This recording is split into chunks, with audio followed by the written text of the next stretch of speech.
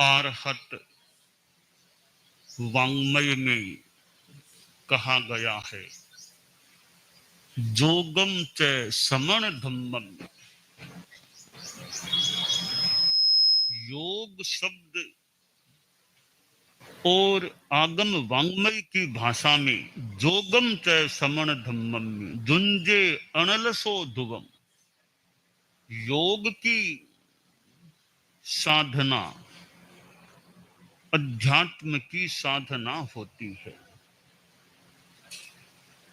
योग शब्द को मैं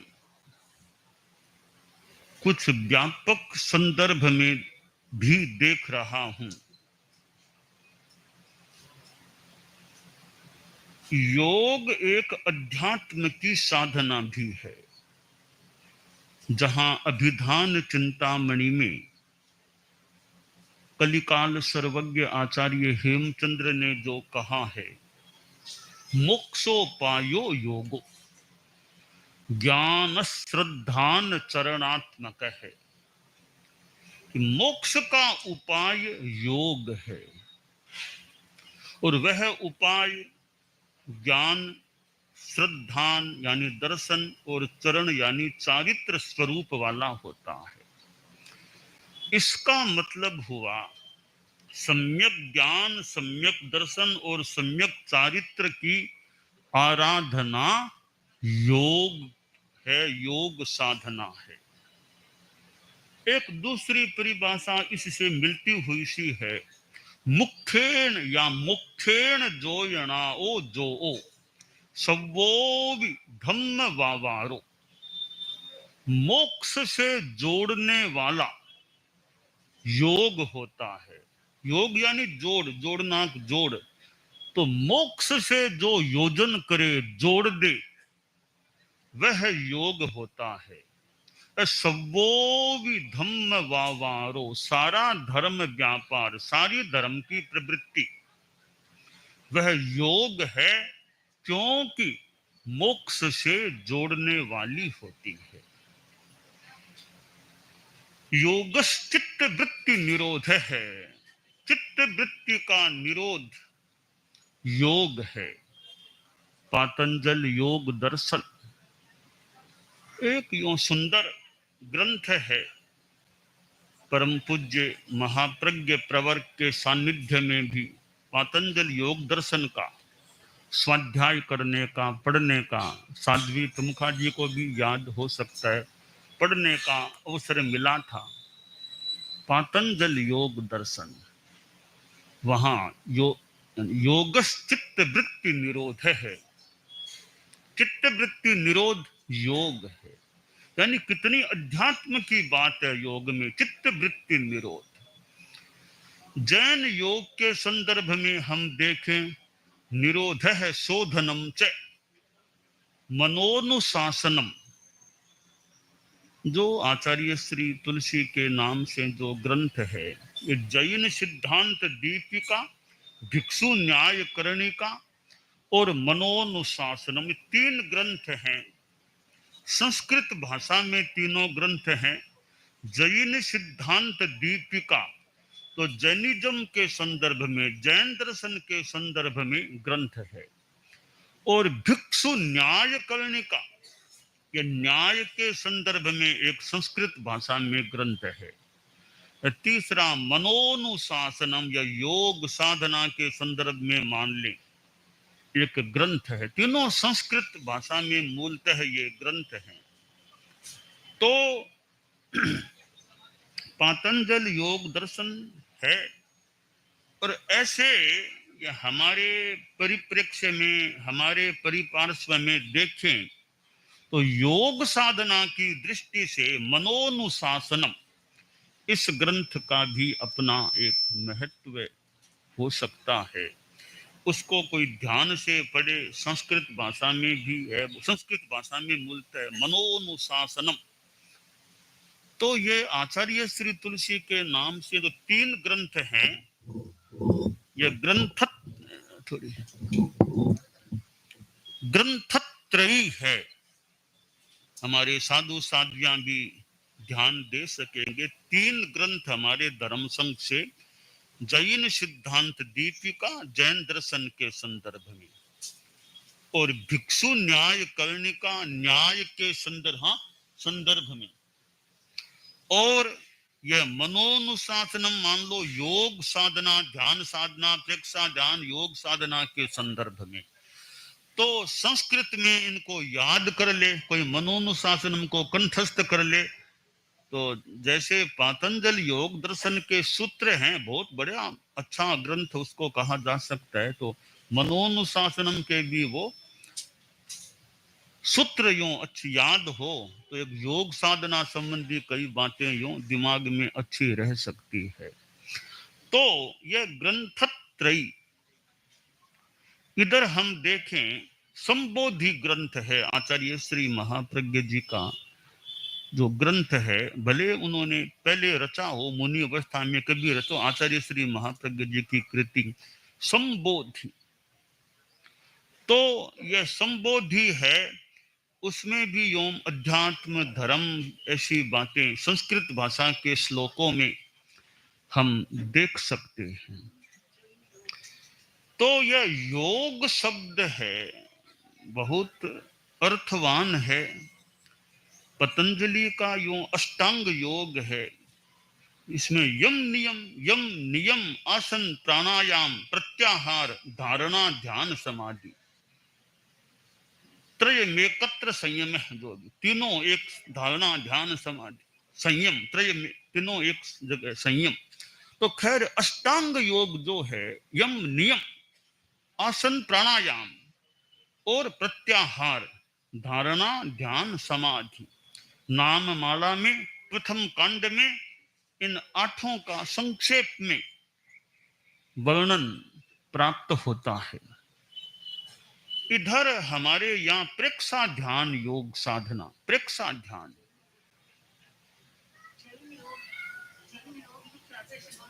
जैन योग पुस्तक, वो हिंदी में वैसे मूल जैन योग है, जैन योग, और ऐसे मनोनुशासनम में संस्कृत भाषा में यूं एक सूत्रों में आ गई है, जैन योग हिंदी भाषा में। और आचार्य श्री का तो साहित्य जो प्रेक्षा ध्यान के संदर्भ में कैसे सोचें आदि आदि बहुत सी चीजें हैं, जो खासकर प्रेक्षा ध्यान शिविरों में भाषण हुए हैं। इस प्रकार के वो बहुत ही योग ध्यान से आभा मंडल पुस्तक, ऐसी कई किताबें आचार्य श्री की हैं, आचार्य श्री महाप्रज्ञ जी की, तो जिनमें योग ध्यान की चीजें उन किताबों में संभवतः देखी जा सकती है, गृहित की जा सकती है। तो यह योग साधना है, वो हमारे जीवन में रहे। साधु तो योगी होता है, साधु योगी, साधु योगी नहीं होगा तो और कौन योगी होगा। तो साधु को तो योगी होना ही चाहिए। वास्तव में साधु है तो वह योगी तो जरूर है ही है। अहिंसा की साधना भी योग है, सत्य अतौर्य ब्रह्मचर्य अपरिग्रह इनकी साधना करना भी योग साधना है। एक आसन में बैठने का अभ्यास है, घंटा डेढ़ घंटा 2 घंटा आदमी एक आसन में स्थिरता से बैठा रह सके, स्थिर सुखमासनम, तो वह भी एक योग साधना है। चिंतन अच्छा है, यानी अशुभ योग से बचाव, शुभ योग में, शुभ योग भी तो योग ही है, शुभ योग भी तो योग साधना ही है। तो यह योग साधना व्यापक चीज है। आज 21 जून है और 21 जून का दिन अंतरराष्ट्रीय या विश्व योग दिवस है। एक योग को व्यापक होने का मानो बड़ा महत्वपूर्ण मौका मिला है कि एक दिन योग के नाम हो गया। और फिर भारत में तो योग की कितनी बात, कितने ऋषि महर्षि भारत में हुए हैं। हम भगवान महावीर के जीवन को देखते हैं तो मानो महायोगी महावीर, महायोगी महावीर, ऐसे महायोगी भगवान महावीर थे। 12.5 लगभग वर्षों तक तो कितनी योग साधना, ध्यान साधना, क्या क्या साधना, इधर तपस्या उन्होंने की है। तो वे तो महायोगी थे, परम योगी कह दें, महायोगी कह दें। कितनी समता की साधना। आज हम योग को भले थोड़ा संक्षिप्त में देखें तो आसन करो, योगा, एक्सरसाइज, आसन, कुछ प्राणायाम, इसको भी, ये भी तो योग के ही अंग हैं। आज के दिन कितने कितने लोग कहाँ कहाँ कर चुके होंगे, कर रहे होंगे योग के प्रयोग और साधना के प्रयोग। तो एक योग दिवस होने से कम योग को जानने का मौका तो थोड़ा मिलता है ना विद्यार्थियों को भी। योग क्या है थोड़ा करने का, जानने का। जगह जगह बगीचों में और में गार्डन में लोग कितना योग करते होंगे। तो एक दिन निर्धारित होना एक बहुत महत्वपूर्ण ये कदम है। ऐसा लगता है कि एक विश्व योग दिवस हो गया। और भारत में जो ऋषि महर्षि हुए हैं और जैन धर्म की अपनी योग साधना है। श्वास का प्रयोग योग साधना से जुड़ा हुआ है। श्वास को लंबा करना, श्वास को रोकना, श्वास को देखना, अनेक प्रयोग योग साधना में श्वास के साथ जुड़े हुए। श्वास के कितने प्रयोग योग साधना में, समताल श्वास और समवृत्ति श्वास, कितने कितने रूपों में श्वास के प्रयोग योग साधना के क्षेत्र में प्रचलित हुए हैं। प्राणायाम की अपनी साधना जो योग से वैसे जुड़ी हुई होती है। आचार्य श्री तुलसी भी योग साधना की दृष्टि से, उनको मैंने देखा एक्सरसाइज करने में तो संभवतः वर्षों तक तो उनको कदा कदा देखने का काम पड़ा होगा। उतने एक्सरसाइज करना चतुर्मास में और में अपना नीचे विराज कर, नीचे अपना शयन वो आसन लगवा करके बस योग साधना, आसन प्राणायाम कायोत्सर्ग। तो वे उस रूप में भी योग साधना करते थे। और योग साधना नीचे आंगन पर उनका आसन लगता। और कई बार हम छोटे संतों को भी साथ में कराते कि साथ में योग साधना करो। और हम गुरुदेव हम लोग चोलपट्टा या ऊंचा करके या जो भी विधि कर करा के खड़े खड़े बैठे बैठे ऐसे करो वैसे करो, गलत व्यायाम करो, आंखों की एक्सरसाइज, ऐसे गुरुदेव तुलसी करते। हम बच्चों को, बालक साधुओं को पास में या बिठा करके सब योग साधना करो, योग करो। हम पास में गुरुदेव के बैठ के गुरुदेव भस्त्रिका की साधना भी करते, हाथ हाथ लगा के भस्त्रिका और ऐसी वो कई प्रयोग करते। और आसन करते तो वो सर्वांग आसन और करके फिर कायोत्सर्ग। तो वो कई बार यानी वर्षों तक उन्होंने, हालांकि बिहारों में तो शायद इतना नहीं होता होगा, फिर बाकी तो चतुर्मास में और में गुरुदेव तुलसी की योग साधना। और कभी कभी दोपहर में विराज के अपने जप आदि या ध्यान की जप की साधना भी कई बार नीचे विराज के। बाद में उन्होंने एकांतवास शुरू कर दिया, महीने में 2 दिन कर दिए। बाद में 1 दिनांक को 16 ऐसे 2 दिन फिक्स हो गए। उन एकांत में रहना, अपना स्वाध्याय करो और करो ऐसे। तो स्वाध्याय भी योग है। स्वाध्याय जोगे पयो हविज्जा, स्वाध्याय भी योग है।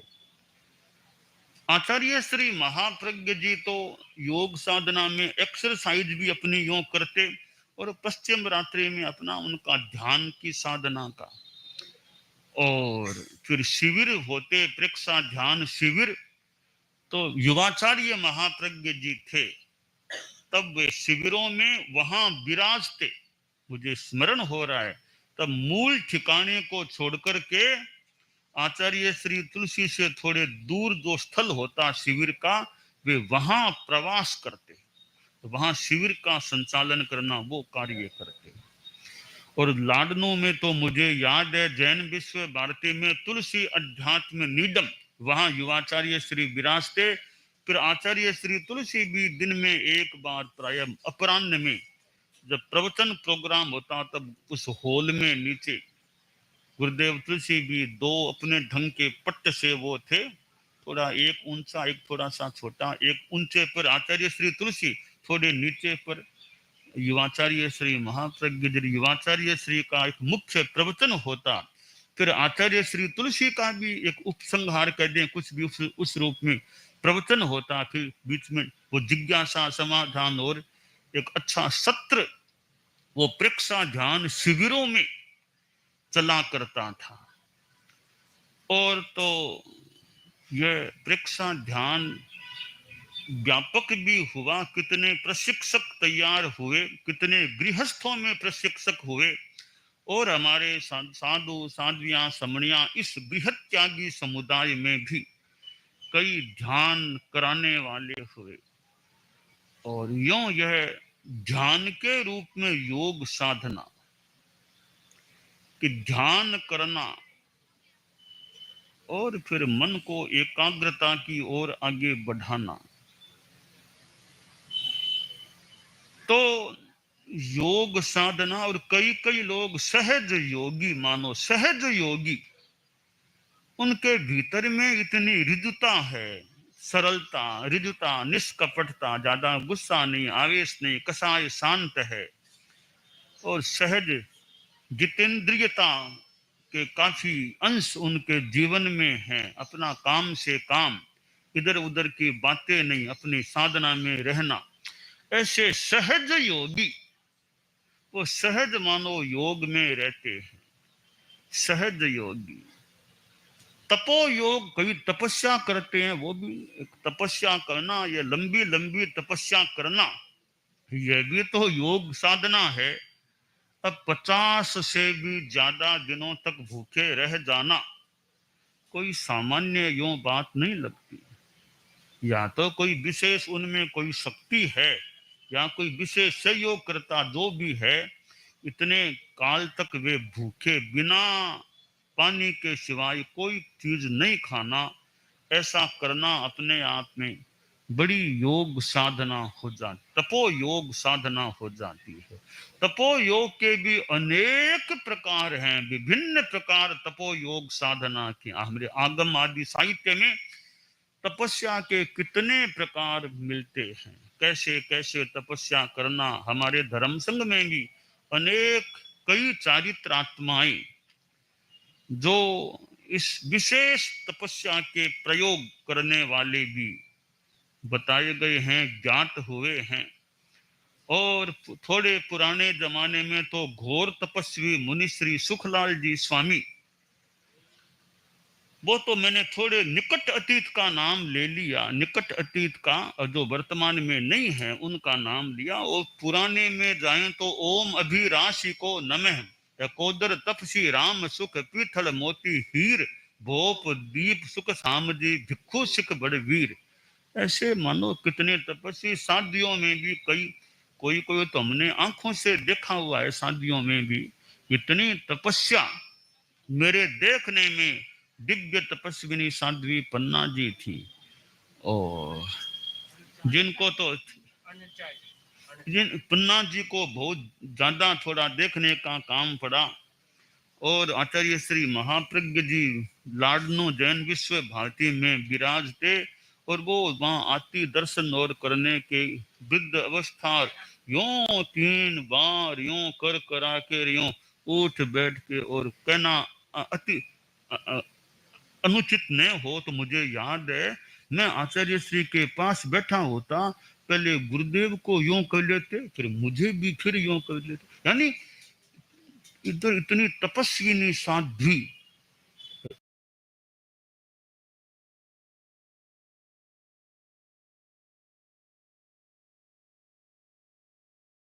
इधर यूं भक्ति और विनय भक्ति, साधियों के ठिकाने में वो काम काज पात्रियां पात्रियां काम करना कर, इस तरह की भावना।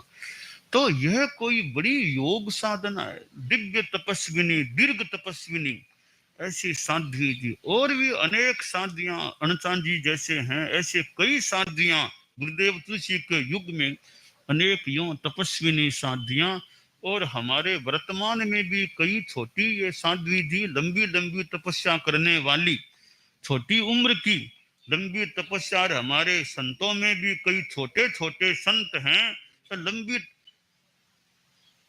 उम्र में तो छोटे हैं, तपस्या थोड़ी लंबी करने वाले साधुओं में भी ऐसे, और कई साधु तो अपने ढंग के विशेष तपस्या करने वाले हैं, विशेष प्रकार के तप करने वाले हमारे धर्म संघ संतों में भी अनेक जात हैं। तो ऐसी ये तपो योग साधना है।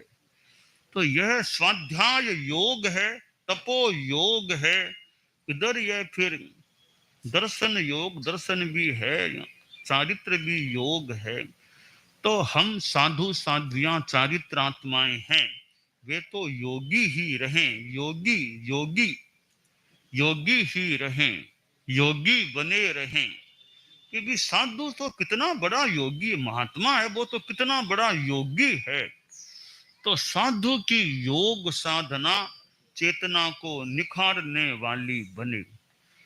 तो कई गृहस्थों में भी योगी, सहजे सहजे सहजानंद, सहज योग, कई बहुत सहज साधना करने वाले गृहस्थों में कई ऐसे अच्छे साधक, साधना करने वाले संयमी साधक भी कई गृहस्थों में भी मिल सकते हैं। सन्यासी वर्ग कितना बड़ा है, कहाँ कहाँ कौन कौन सन्यासी अपने ढंग से साधना करने वाले, और गृहस्थों में पुरुष भी हो सकते हैं, बाइयां भी योगिनी हो सकती है।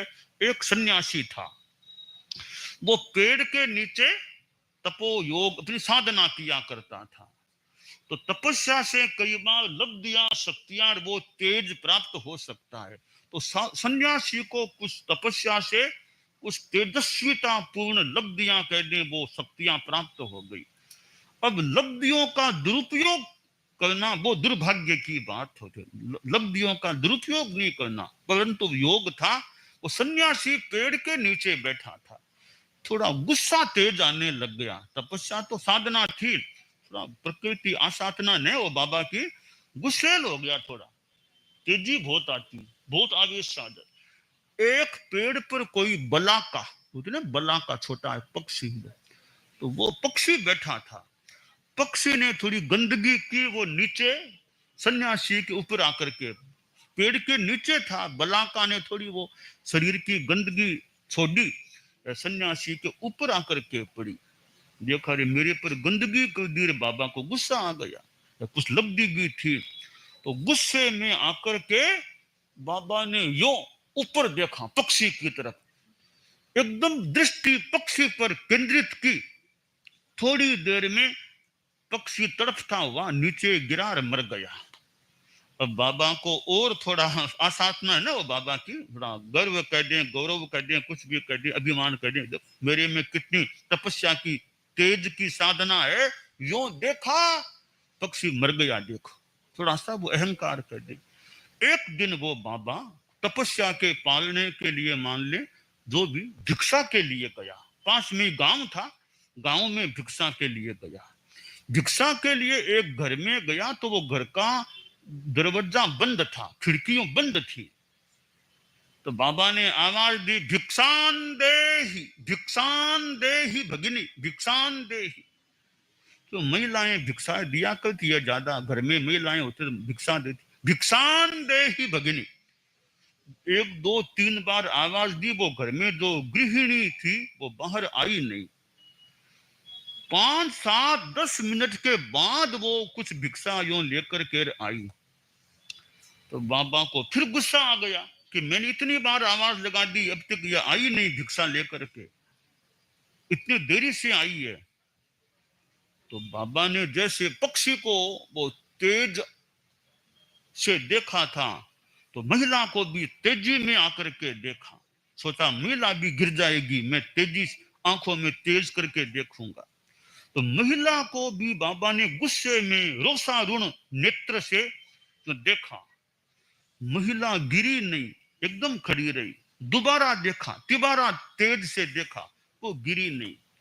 तो बाबा बेचारा हार गया कि क्या बात है, इतनी मेरे में साधना है, तेज है, 2-3 बार मैंने गुस्से में आकर देख लिया, जैसे चंड को शिक सांप था, महावीर गिरे नहीं, कितना ही देखा किया, कुछ भी किया, तो ये भी गिरी नहीं। तो बेचारा थोड़ा सा हार गया। बाबा बोला, देवी भगिनी, तुम गिरी नहीं, मैंने इतना रोषारुण लोचन से तुमको देखा, तुम गिरी नहीं, मेरे में तो योग साधना है। वो बहन बोली, बाबा आप योगी हैं, आसाधना न हो, अहंकार मुझे न आए, तो मैं भी योगिनी हूं, मैं भी योगिनी हूं। यो आपकी आंखों से मैं गिरने वाली नहीं हूं, मैं भी योगिनी हूं। वो उसने कहा, वो संस्कृत, ना हम बलाका, ना हम बलाका, मैं वो बलाका पक्षी नहीं हूं तो आपके यो देखने से गिर जाऊं और मर जाऊं, वो ऐसी मैं नहीं हूं, मैं भी योगिनी हूं। तो बाबा बोला, बहन बताओ तुम्हारे में क्या योग साधना है, क्या साधना है कि तुम मेरे सामने भी खड़ी रहेगी, मेरे से परास्त नहीं हो पाई। तो वो उसने जो भी कहा, मैं अपनी कल्पना से उत्तर दे रहा हूँ, थोड़ा कल्पना थोड़ा कुछ पढ़ा हुआ जो भी। तो वो बहन बोली कि महाराज मेरी कोई गलती नहीं है, आने में देरी हो गई, इतनी तो बात है ना, आने में कुछ लेट हो गई, मैं भिक्षा लाने में, इतनी सी बात है। आप तो गुस्से में आ गए थे इतनी सी बात से, आप सोचिए देरी क्यों हुई। मैं प्रमाद में नहीं थी, मैं आलस्य में नहीं थी, मैंने आपकी उपेक्षा नहीं की थी, या नहीं कि आ गया तो आ गया बाबा, मैं जानती थी बाबा आए हैं मुझे भिक्षा देनी है। इन सब को जानते हुए न प्रमाद में थी, न आलस्य में थी, न आपकी उपेक्षा कर रही थी, फिर भी देरी हो गई। देरी क्यों हुई, इसका कारण आप जानिए कि मेरे पति देव अभी बीमार हैं, बीमार हैं, तो मैं उनकी सेवा में लगी हुई थी, सेवा करना मेरा कर्तव्य धर्म है। मैं पतिव्रता अपने पति की सेवा में थी, तो मैं तो अच्छे काम में, गृहस्थों के हिसाब से अच्छे काम में थी। एक तो महाराज आप बाबा आपसे क्या छिपाऊं, मैं पतिव्रता हूं, मैं पति की सेवा में थी। अगली बात, मैं खुद भी योग साधना तपस्या भी करती रहती हूँ, मैं साधना करती रहती हूँ, और मेरी कोई गलती नहीं थी, मैंने प्रमाद से देरी नहीं की, तो आपके तेज का मेरे पर असर नहीं हो सकता। तो ना हम बला का, वो बला का पक्षी मत समझिए आप मुझे कि उसको मैंने गिरा दिया मर गया वो, ये बहन भी गिर जाएगी, ऐसी वो बला का जैसी मैं नहीं हूं। तो आप इसको ध्यान से समझिए, देरी हुई क्यों है। आखिर बाबा भी प्रणत हुआ कि नहीं, तुम भी योगिनी कोई साधिका हो, तो पुरुषों में योगी हो सकते हैं, महिलाओं में कई अच्छी योगिनी मिल सकती हैं, गृहस्थों में भी कई साधिकाएं मिल सकती हैं। तो यह योग दिवस है, हमारे साधु साधियां, हम सभी चारित्रात्माएं हैं, हम तो ऐसे योगी ही हैं। हमने तो जीवन भर का संन्यास ले लिया, तो जीवन भर की योग साधना हमने तो स्वीकार कर ली। हमारा चलना भी योग, गमन योग, बोलना भी भोजन योग, सोचना भी चिंतन योग, इधर स्वाध्याय योग, ध्यान योग, प्रतिक्रमण योग और ध्रुव योग। ध्रुव योग हमारे गुरुदेव तुलसी के वो ध्रुव योग की बातें हैं। हमारे साथ जितने भी साधु ध्रुव योग होते हैं, प्रतिलेखन है, प्रतिक्रमण है, ये ध्रुव योग हैं। तो हम तो ध्रुव योगी रहे, ध्रुव योगी। तो यह योग साधना हमारे जीवन में रहे। तो आचार्य श्री तुलसी, आचार्य श्री महाप्रज्ञ जी की योग साधना, ध्यान साधना, प्रेक्षा ध्यान शिविर की बातें, और आचार्य भिक्षु भी कितने बड़े योगी थे। मैं अब सोचूं, आचार्य श्री महाप्रज्ञ जी ने भी संभवतः फरमाया था, भिक्षु स्वामी ने जो कहा था, 2 घड़ी तो श्वास रोक करके रह जाऊं, 2 घड़ी तो श्वास रोक करके रह जाऊं। अब यह बात एक उनके साहस के रूप में थी, या वास्तव में उन्होंने कोई योग साधना की हुई हो। आचार्य भिक्षु थे, वे भी बहुत एक तरह से लगता है बड़े योगी पुरुष थे। पता नहीं क्या क्या साधना उनकी की हुई होगी, बोलना 2 घड़ी तो श्वास रोक करके रह जाऊं। ये 2 घड़ी श्वास रोक कर कोई रह सकता हो अगर, तो वे तो कोई बहुत बड़ी योग साधना ही माननी चाहिए। अब वो उनकी किस रूप में वो बात है यह कहना थोड़ा कठिन है। तो 2 घड़ी श्वास रोक करके रह जाऊं, ऐसा कहना भी, ऐसी बात को मुंह से निकालना, एक साधु पुरुष ऐसी बात निकाले तो पता नहीं उसका कितना क्या महत्व हो सकता है। तो भिक्षु स्वामी भी तो हमारे धर्म संघ के प्रथम आचार्य हैं, आद्य अनुशासता हैं, तो वे भी अपने ढंग के कोई योगी पुरुष रहे हैं। और उनके पिछले जन्मों में भी पता नहीं क्या उनकी कोई योग साधना, ध्यान, संन्यास की साधना, धर्म की साधना हो सकता है पिछले जन्मों में भी भिक्षु स्वामी की कहीं कोई ऐसी तपस्या साधना पृष्ठभूमि में है। उस पृष्ठभूमि के आधार पर यह उनका जन्म भिक्षु स्वामी के रूप में हुआ है। तो वे कोई योगी, विशिष्ट योगी पिछले जन्म में भी कहीं रहे हुए हैं, ऐसी संभावना, कल्पना, आशा की जा सकती है। खैर, हम तो वर्तमान जन्म को देखें, उनका वर्तमान जो जीवन था भिक्षु स्वामी के रूप में, वो कह, और हमारे दयाचार्य थे, वे कैसे योगी थे। जीवन के अंतिम वर्षों में तो दयाचार्य की वो स्वाध्याय योग साधना कह दे, कानों में अवरोधक डाल करके विराजना करना, यह सारी योग साधना की बात हो सकती है। तो ऐसे ऋषिराज महाराज थे, पता नहीं वो अपने ढंग के कैसे योगी रहे होंगे। यूं अलग अलग ढंग से संन्यास का जीवन तो योग का जीवन ही होता है, उसमें तारतम्य, हर सन्यासी, हर साधु एक समान न भी हो, तो हम सभी चारित्रात्माएं या योग साधना, सम्यक दर्शन, सम्यक ज्ञान, सम्यक चारित्र की आराधना अच्छी करते रहें, यह हमारे लिए काम्य है।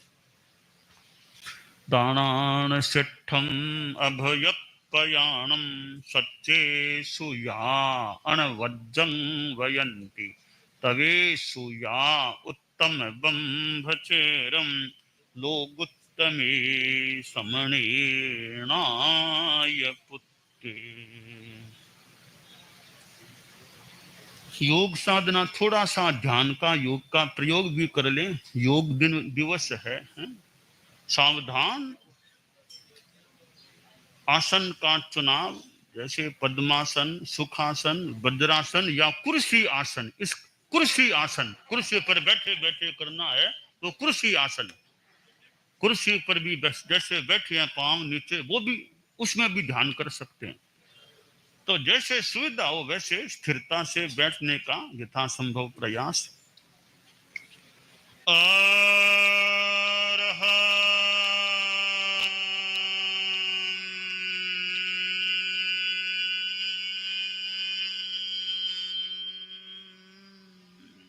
श्वास भरें।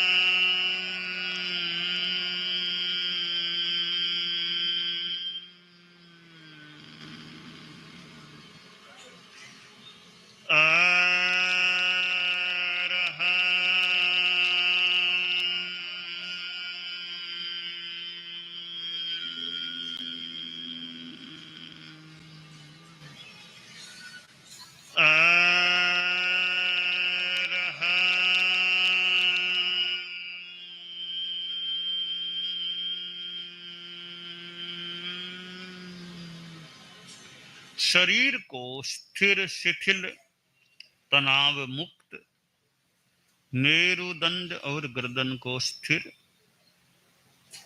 शरीर को ढीला छोड़ दें। Relax relax. संपिखई अपगमापएणम्।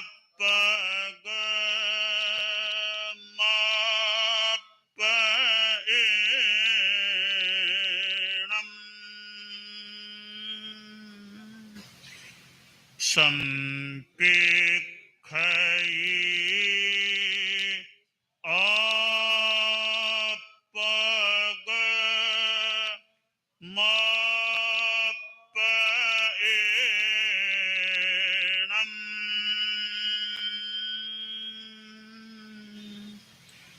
संपिखई अपगमापएणम्।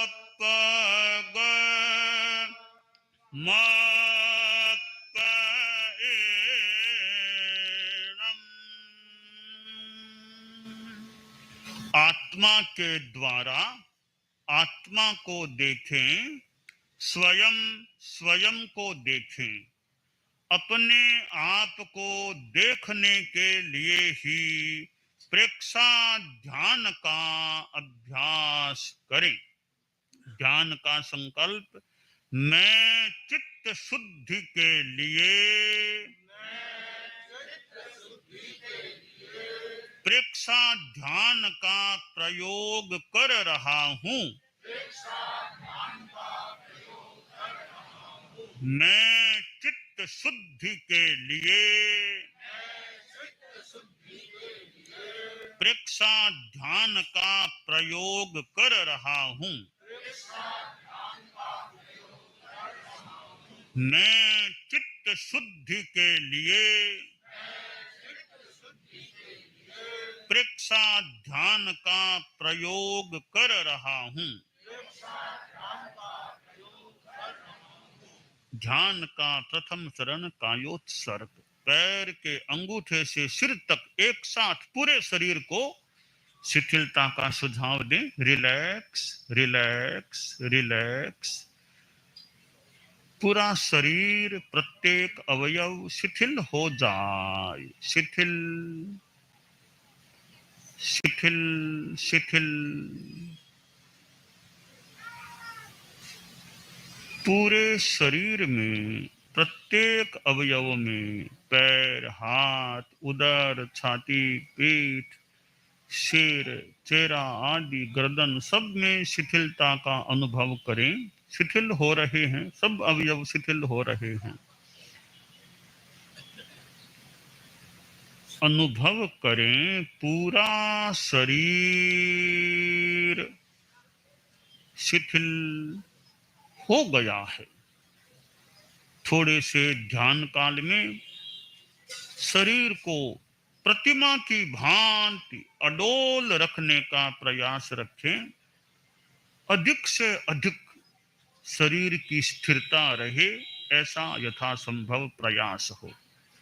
अब श्वास को लंबा करें। दीर्घ श्वास प्रेक्षा। श्वास की गति को मंद करें। लंबा श्वास लें, लंबा श्वास छोड़ें। धीरे धीरे श्वास लें, धीरे धीरे श्वास छोड़ें। चित्त को नाभि पर केंद्रित करें। श्वास लेते समय पेट की मांसपेशियां फैलें और छोड़ते समय सिकुड़ें। चित्त को नाभि पर केंद्रित करें और पेट की मांसपेशियों के फैलने और सिकुड़ने का अनुभव करें। दीर्घ श्वास प्रेक्षा।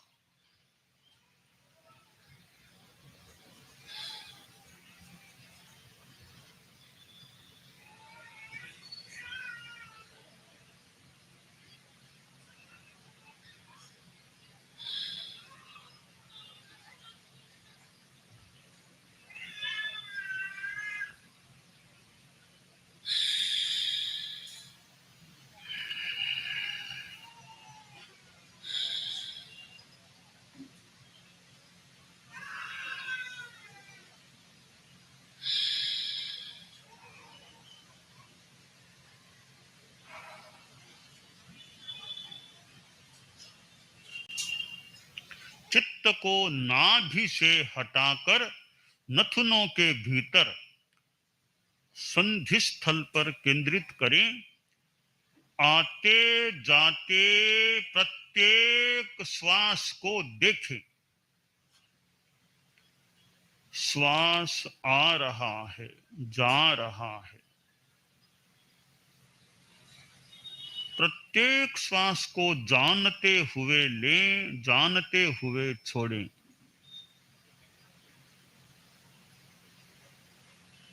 लंबा श्वास चले।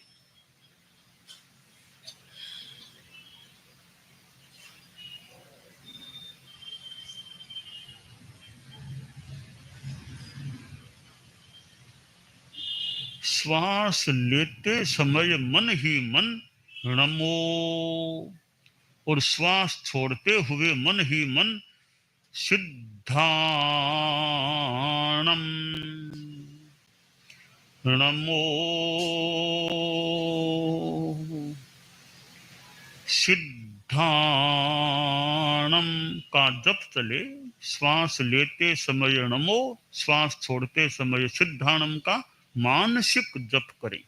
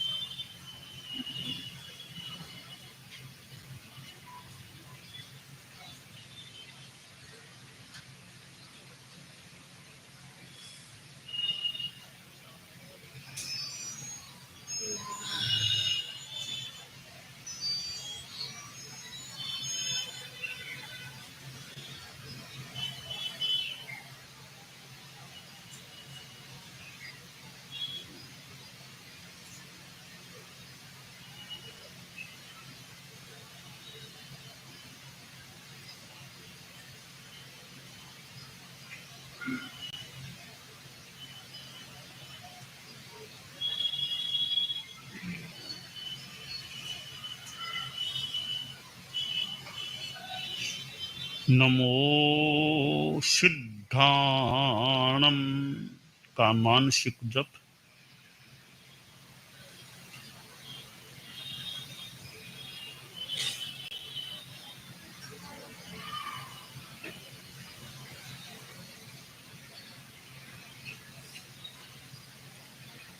अब इस संक्षिप्त ध्यान प्रयोग को संपन्नता की ओर ले जाएं। ओम अरहम, ओम अरहम, ओम अरहम।